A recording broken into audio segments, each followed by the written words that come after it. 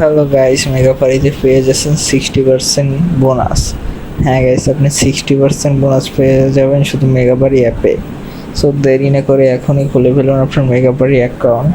So মেগাপারি account কীভাবে খুলবেন সেই প্রসেসটি আমি বলে দিচ্ছি। মেগাপারি অ্যাকাউন্ট কীভাবে খুলবেন সেই ভিডিওর মাধ্যমে আপনারা দেখতে পাবেন। এই ভিডিওর মাধ্যমে মেগাপারি কীভাবে অ্যাকাউন্ট খুললে আপনি বোনাস পাবেন সেই ট্রিক আমরা দেখিয়ে দেবো, ট্রিক্স।